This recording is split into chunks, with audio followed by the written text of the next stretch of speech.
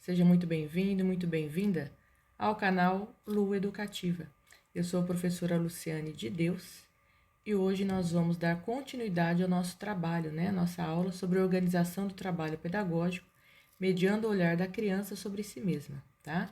Só para lembrar a fonte, Coleção Pró-Infantil, Ministério da Educação, módulo 2, unidade 2, livro de estudo, volume 2. O que é que nós vamos aprender nesta aula? Deixa eu baixar minha carinha aqui um pouquinho. Os objetivos a serem alcançados nesta aula. Quais serão?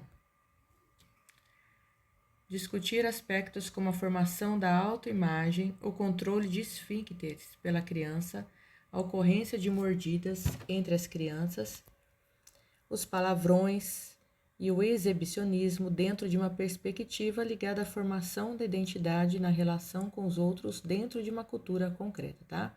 Nós vamos falar sobre o desfraude, o uso de fraldas, as mordidas e os palavrões, tá? Dentro da sala de aula.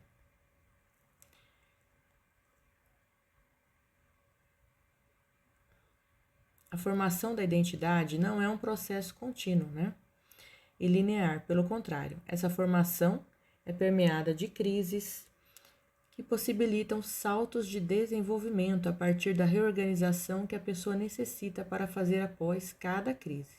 Nesse processo, algumas possibilidades de desenvolvimento são criadas, outras se perdem. Vejamos. Ao uso de fraldas. Uma ocasião de crise acontece no período da retirada das fraldas. Uma vez, uma mãe procurou muito preocupada a coordenadora de uma escola, porque iriam iniciar o processo de retirada das fraldas da sua filha na creche. Dizia ela: o que pode acontecer? Ficará traumatizada? E se não conseguir? A coordenadora respondeu: quantos adultos você conhece que usam fraldas? Ela parou, pensou e disse: é mesmo, né? Porque a gente fica tão aflita. A fase da retirada de fraldas de uma criança causa muitos transtornos e pode gerar complicações emocionais nos adultos e nas crianças, se não for conduzida com calma. Não é de uma hora para outra que a criança vai conseguir controlar a vontade de fazer xixi ou cocô, até poder chegar ao local apropriado para fazê-lo, não é mesmo? Nos seus 2 primeiros anos de vida, a criança esteve acostumada a não prestar atenção a isso. Fazia suas necessidades na fralda quando lhe dava vontade, e algum momento depois, o adulto trocava essa fralda, colocando outra seca e limpa, construindo com ela o que sentimos, com o conforto da limpeza e de um cheiro agradável. Os órgãos genitais e o ânus se tornaram objeto de curiosidade para ela, que começou a perceber que pode ter algum controle sobre essas regiões do seu corpo. Agora ela já fala algumas coisas e consegue comunicar verbalmente ao adulto quando faz xixi ou cocô. E aqui eu quero fazer uma observação, tá? Muitas mães às vezes forçam, a retirada da fralda das crianças, antecipando fora da hora essa retirada de fraldas. Então, como é que a gente sabe que a criança está apta, está pronta para poder fazer o desfraude? Se ela é verbal, ela vai falar, vai pedir para fazer xixi ou cocô, ou quando ela tiver com xixi ou feito cocô na roupa, ela vai falar para a mãe que ela está de cocô, que ela vai se sentir incomodada. Então, essa é uma hora que a mãe já pode fazer o treinamento do desfraude, É um momento ideal, quando ela se sente incomodada com o xixi e o cocô e informa a mãe sobre isso, tá bom? É o momento certo. Mas se ela não é verbal, como é que ela vai falar, que ela fez xixi ou cocô? Ela vai demonstrar de alguma maneira que ela quer ir ao banheiro, que ela fez xixi ou que ela fez cocô, tá bom? A criança precisa sinalizar que está pronta para começar o treinamento, Porque o desfraude é um treinamento. E muitas vezes ela não está pronta, tá? A mãe atropela essa fase, Quer tirar a fralda a todo custo e a criança às vezes não está pronta. Então precisamos ficar atentos aos sinais que a criança vai nos dando. É o momento de começar a ensinar a criança como as pessoas de seu grupo social fazem xixi ou cocô. Momento de retirar as fraldas e ajudá-la a conquistar o momento, o controle sobre essas necessidades tão viscerais e humanas na vida de qualquer pessoa, tá? Outra dica: vai ensinar seu filho, sua filha, para o seu aluno, quem, não importa, a usar o banheiro, ensine a usar o banheiro de maneira correta, no vaso, tá? No vaso sanitário, como todas as pessoas. Porque tem mães, né, que ensinam o filho a fazer xixi no ralo do banheiro, ensina a fazer no tapete, ensina a ligar o chuveiro para poder a criança fazer o xixi, tá? Então, eu não acho, não recomendo e não acho certo. Porque depois, para você tirar o mau costume, vai dar muito trabalho. Então, andar mais, né, mais certo você já ensinar o correto já do início. Ensina certo, porque senão o professor e quem é a pessoa que está ensinando vai ter dificuldade para fazer essa criança depois fazer as necessidades dela no vaso sanitário corretamente, tá? A gente não pode deixar pegando, né, pelo caminho errado, não, porque depois você não consegue voltar para o caminho certo, muito difícil. Deixa eu voltar aqui, gente. Aqui. Assim como nas suas tentativas de controlar os gestos para levar uma colher cheia de comida à boca ou de empilhar toquinhos para fazer uma torre, a criança tem momentos bem-sucedidos e mal-sucedidos no controle da vontade de fazer xixi ou cocô. Pode conseguir em algumas situações, ficando feliz por contentar o adulto, em outras acaba fazendo xixi ou cocô em momentos inesperados, sujando a roupa e o chão, tá? Isso já é esperado para essa situação, né? Quando a criança está na fase do desfraude, em momentos ela vai conseguir fazer no banheiro, no piniquinho certinho, em outros momentos não. Ela vai continuar fazendo na roupa, tá? Então, isso já é esperado para a criança.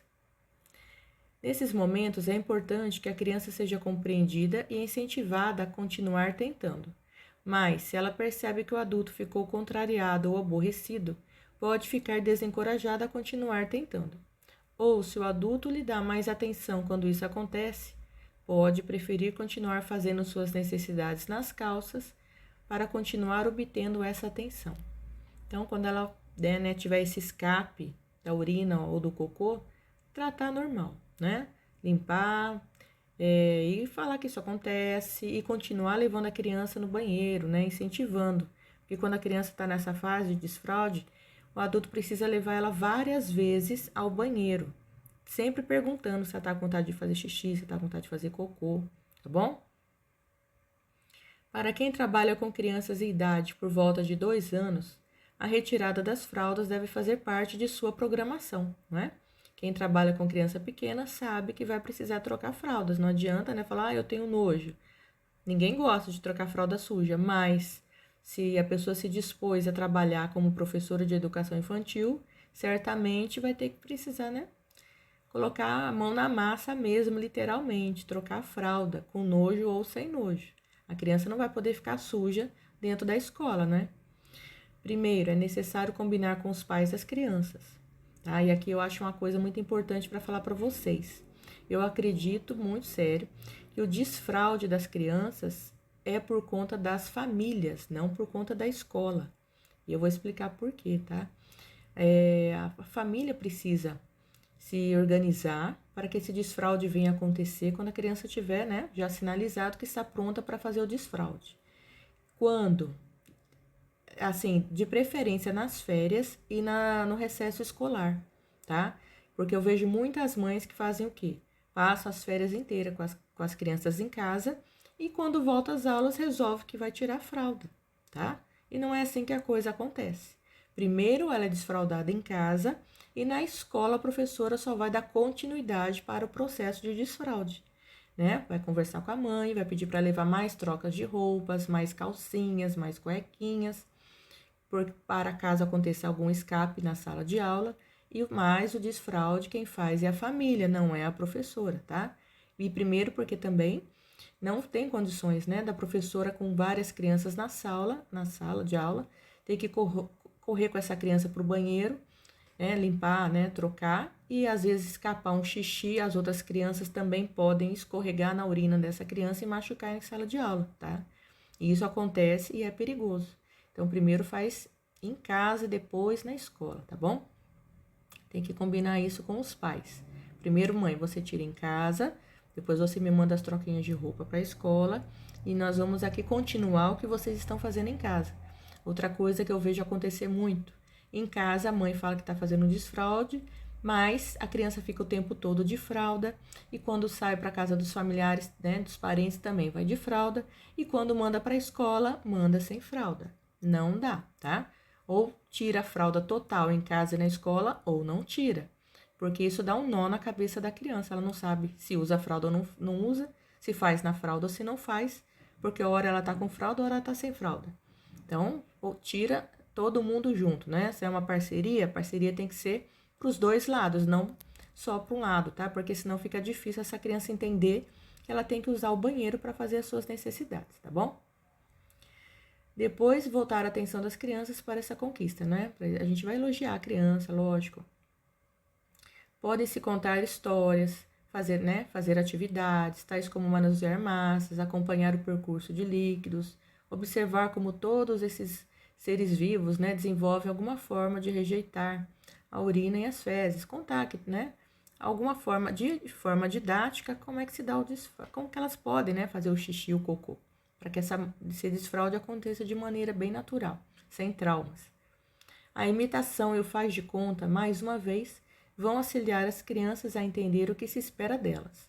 Vale o esforço de se passar um tempo limpando o chão e trocando roupas, de modo a incentivar as crianças a conquistarem essa nova capacidade. E há alguns meses a maioria delas já se mostra autônoma nessa idade, tá bom?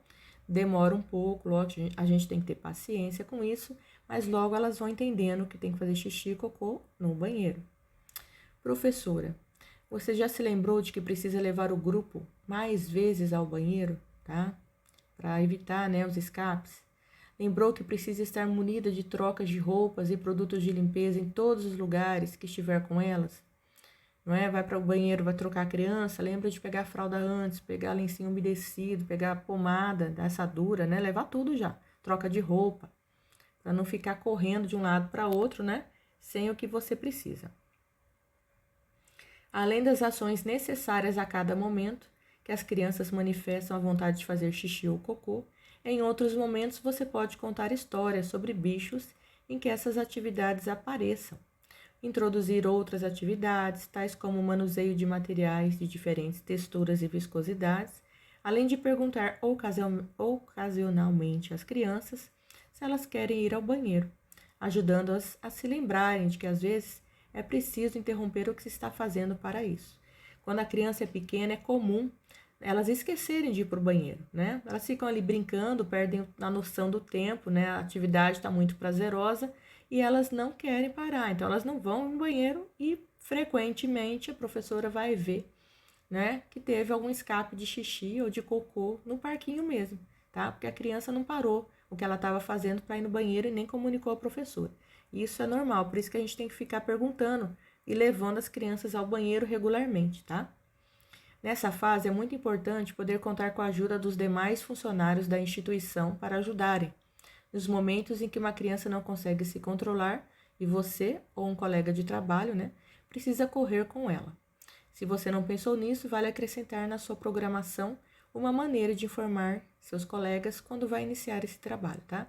Você combinar com um colega seu, se você não tiver quem fique com você na sala de aula, para que você possa levar uma criança ao banheiro e a outra, né, a pessoa adulta, ficar cuidando dessas crianças em sala de aula, tá? Não podem ficar sozinhas de maneira alguma, né? Sobre as mordidas. Uma outra crise que acontece, dessa vez mais para os adultos do que para as crianças, é quando o professor tem em seu grupo uma criança que morde muito as outras. Os adultos procuram evitar que as mordidas ocorram, mas as crianças são rápidas e deixam marcas na pele de quem for mordido, tá? Mesmo que a gente faça o nosso máximo, às vezes uma mordida ou outra vai acontecer, tá bom? Então a gente precisa ficar muito atento a isso, né? Aqui tem uns picadinhos de pernilongo, né, gente? Deixa eu continuar aqui com o slide. Quando a criança frequenta uma creche desde bebê, geralmente começa a morder antes de completar um ano e passa a usar a mordida para muitas finalidades. Esse é um período rico em aprendizagens, em que as crianças precisam ser desafiadas a medir seus desejos através da fala. Como já pontuamos na aula anterior, devemos organizar a rotina de modo que as crianças nunca fiquem sozinhas, tá? sem a presença de um adulto nesse momento, né, que é fundamental, tá bom? Nunca deixe a criança sozinha, né? Principalmente professor de educação infantil. Se você tem uma aula que vai necessitar de papéis picotados, cortadinhos, faça isso antes da sua aula começar. Pegue já todos os materiais que você vai precisar, prepare tudo com antecedência, nunca com as crianças na sala de aula, porque senão você não vai ter tempo de preparar a sua aula e cuidar das crianças, tá? E você virou as costas, rola uma mordida, rola um tapa, rola, né, puxão de cabelo, um machucado. Então, sempre que você for preparar a sua aula, prepare tudo com antecedência, para que você possa dispensar mais atenção para os seus alunos, tá bom? E evitar dor de cabeça, né? É ele que deverá, né, o professor, que deverá mostrar ao grupo uma maneira mais harmoniosa de se relacionar. Devemos lembrar que muitas vezes as crianças que mordem estão utilizando essa estratégia para chamar a atenção do adulto. Em outros casos, é a exploração do corpo, da textura da pele de outra criança que gera mordida. Alguns mordem também para ver que reação provocam. Em todos os casos, não só a criança que morde merece a atenção do adulto, mas a criança que é mordida também, tá? Deve ser cuidada, principalmente para que isso não se torne uma prática. Como nós vimos na aula anterior, né? Nós não podemos deixar isso virar um hábito, né? Essa criança não pode se acostumar a morder, né, com frequência, de maneira alguma. Em algumas ocasiões, as crianças elegem um determinado membro do grupo para morder. Uns mordem mais, outros mordem menos, e alguns são os alvos preferidos daqueles que costumam morder. Mas são poucas as crianças acima de 4 anos que continuam mordendo. O que pode, né, ocorrer é essa criança mais velha começar a frequentar a creche ou pré-escola com essa idade e utilizar essa estratégia, tá bom? Então, como eu disse, né? Geralmente eles escolhem uma pessoa, uma criança, para ser alvo das suas mordidas. E se você não vigiar, ele vai morder na segunda-feira, vai morder o mesmo na terça-feira, o mesmo na quarta-feira. Se ele tiver brecha, ele vai morder, tá? E vai ocasionar uma situação muito desagradável com a mãe dessa criança que é sempre mordida, né? Porque vai ser constrangedor o professor chegar para ela e falar: olha, seu filho foi mordido. No outro dia, olha, seu filho foi mordido de novo. Você não vai ter, né, nem cara para encarar essa mãe, falando português bem claro, tá? Então, vigiar é melhor, né? Prevenir é melhor medida. Seja qual for a situação, os educadores em geral, quando não conseguem evitar a mordida, dizem à criança que mordeu que isso não se faz, que machuca o amigo, que ele fica triste, coisas assim. Apesar disso, a criança volta a morder novamente, assim que tiver um motivo, ou às vezes, até mesmo sem nenhum motivo, tá? Por isso nós temos que vigiar. E outra coisa, na educação infantil, muitos sintomas de transtornos são muitas vezes mascarados. Como assim? Não tem como você saber se essa criança tem algum transtorno, é muito cedo, né? Até os 4 anos, 2 anos, 4 anos, se não for uma coisa muito visível. Por isso, muitas situações passam desapercebidas. O professor só vai dar conta de que aquela criança tinha um transtorno quando chegar no ensino fundamental, porque essa criança vai continuar fazendo o que ela fazia na educação infantil. Vai ter comportamentos de criança infantil, né, da educação infantil, que não eram mais esperados no ensino fundamental, tá? Aí é caso do professor ficar de olhos abertos, né, com observação atenta, e fazer um encaminhamento dessa criança para um neuropediatra, para um psicólogo, a fim de averiguar certos comportamentos, tá? Então, na educação infantil, às vezes os pais vão ter muitas desculpas para muitos comportamentos, mas quando chega no ensino fundamental, não tem mais desculpa, né? As coisas começam a ficar mais claras. E os transtornos também. Por isso é importante que o professor conheça seus interesses, né, os interesses dos alunos, organize os espaços e tempos para as diferentes atividades que elas desejam e precisam realizar. Planejar e organizar previamente esses espaços e tempo, de forma a propiciar que elas tenham oportunidade de experimentar seus projetos de ações, aprendendo a articulá-las com as ações de outras crianças, né? O professor preparar com antecedência todas as atividades, os espaços que essas crianças vão frequentar, vão estar, né, todas as atividades, para que ele tenha tempo com essas crianças, né, dê atenção para essas crianças, evitando que essas crianças tenham oportunidade de morder, bater no amiguinho, tá bom? O que pode levar uma criança a morder? São várias as explicações, né? E as intenções de responder, né? Que apesar que muitas vezes não tem explicação, não. Para responder essa pergunta, vamos começar nos recordando de que bebês costumam levar até a boca tudo o que conseguem pegar. Parece, né, sentir os objetos com a boca, né, é uma das formas de conhecê-los, assim como os objetos no chão, e em seguida levá-los à boca novamente. Criancinha pequena que faz bastante isso, né? Tudo que tá no chão quer pôr na boca. Olha lá, não é? Tudo que tá podendo levar na boca, elas levam. Então, a gente tem que vigiar muito a criança pequena. Algumas vezes, no decorrer dessas ações, os bebês provocam um evento mais interessante, como um barulho novo, uma reação inesperada de outra criança ou de um adulto. Imagine um bebê que tem ao seu alcance o braço de outro bebê e o morde, tal como faz com os outros objetos. De repente, ele percebe que provocou um evento muito interessante. O bebê mordido começa a chorar e os adultos se apressam em socorrê-lo, né? É uma novidade para ele. A tristeza do amiguinho, né? Ora, o bebê que mordeu começa a perceber que é capaz de provocar tais reações, e assim como repete tantas outras, tenderá a repetir a mordida para provocar o evento novamente e aprender mais sobre ele. Para muitas pessoas na nossa sociedade, a mordida é interpretada como sinal de agressividade, mas como você viu, nem sempre é assim. Mas tem casos que é também, viu, gente? Assim, a mordida passa a ser usada também para a disputa de um brinquedo, por ciúme, ou mesmo para expressar a raiva, quando a criança se sente ofendida por outra. Por isso que o professor deve estar sempre atento ao grupo, buscando evitar as mordidas, né? Você pode ver a professora ali atrás com os amiguinhos e duas crianças aqui mais na frente, né? De repente, um desses pode tomar um brinquedo do outro, e como ainda não tem, né? Geralmente até os 4 anos, a tolerância verbal, né? A linguagem verbal mais elaborada, quando eles passam raiva, eles partem para o físico mesmo. Eles mordem, puxam o cabelo, batem, tá?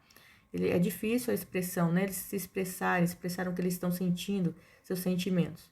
Então, sempre que eles tiverem uma sensação de raiva, a tendência é partir para o físico mesmo. E quando nos deparamos com uma criança que morde com muita frequência, aparentemente sem motivo, né? Geralmente isso acontece com crianças em torno de 2 a 4 anos. Você se lembra da fase crítica que estudamos na aula anterior? Pois essa pode ser mais uma característica dessa fase. Se você não está bem lembrado, né?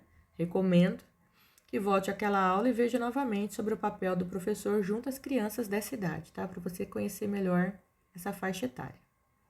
Quanto às crianças que são mordidas e que às vezes, deixa eu botar mais pro cantinho aqui, e que às vezes vão para casa com marcas, embora não tenha ficado com prejuízo permanente, esperamos, né? Físico ou psicológico, elas merecem toda a atenção do professor. Gente, outra coisa importante, né? Que eu falei na outra aula e vou falar de novo. Se algum amiguinho mordeu, fale para a mãe que mordeu, não esconda.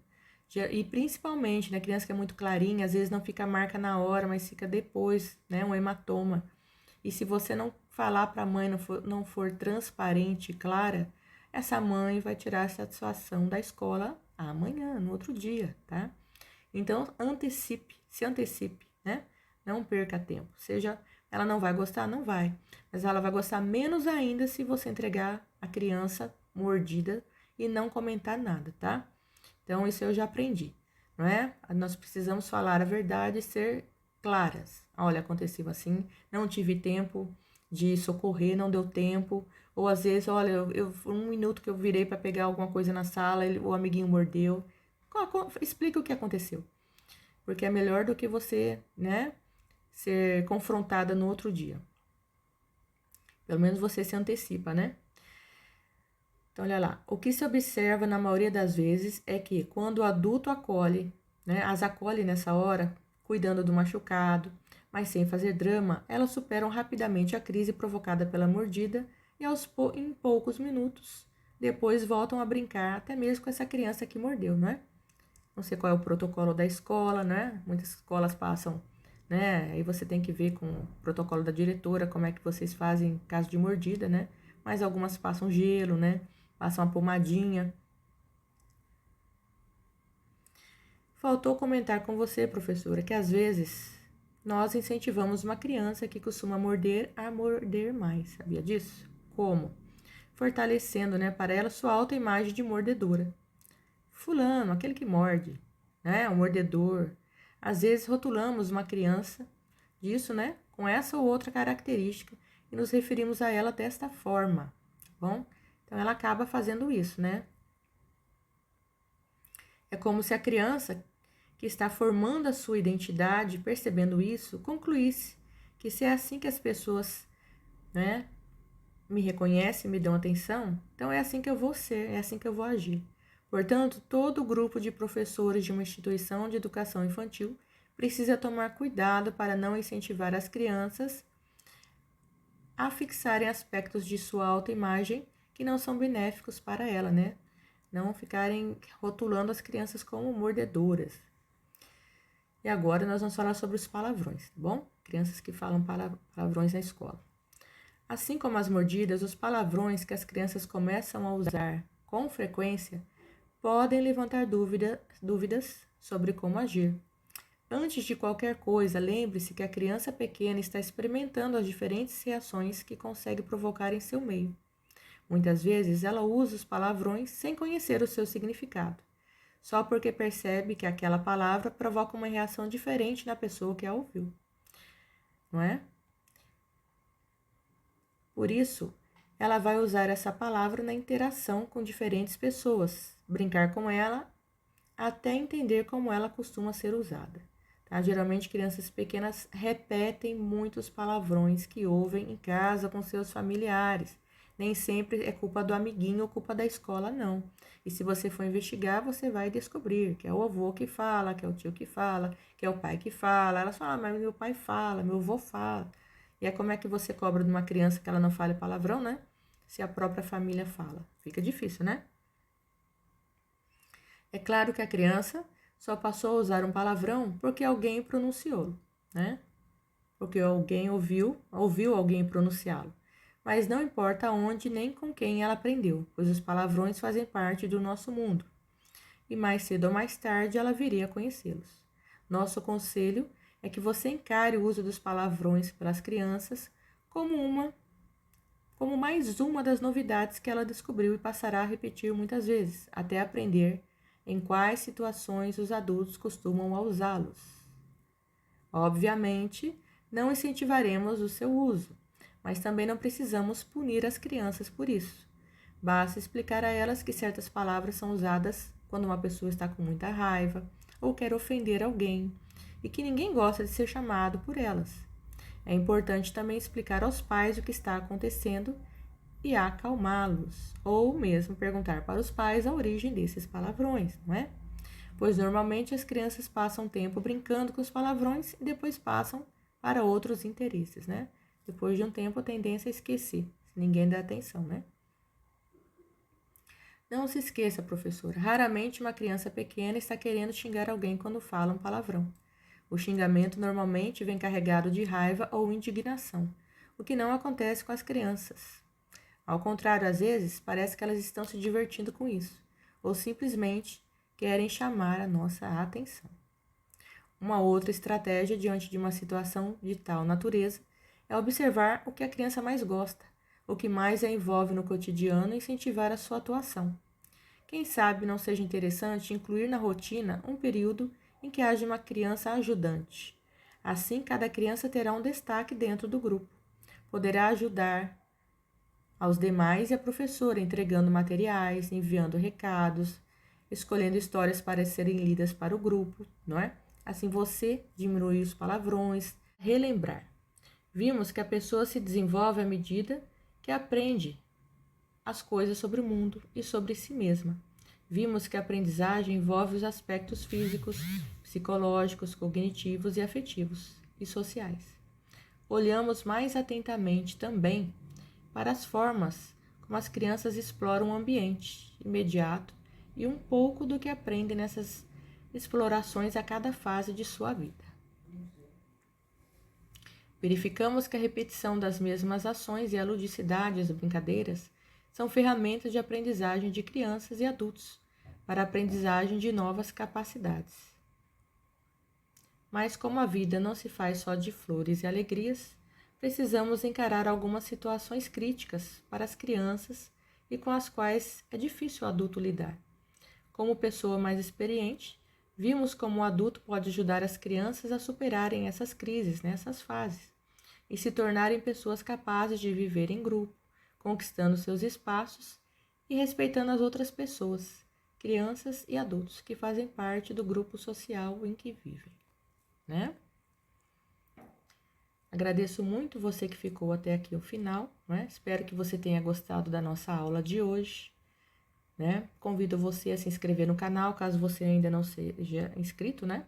Que você possa deixar o seu like, compartilhar com mais pessoas e espero você na nossa próxima aula, tá bom?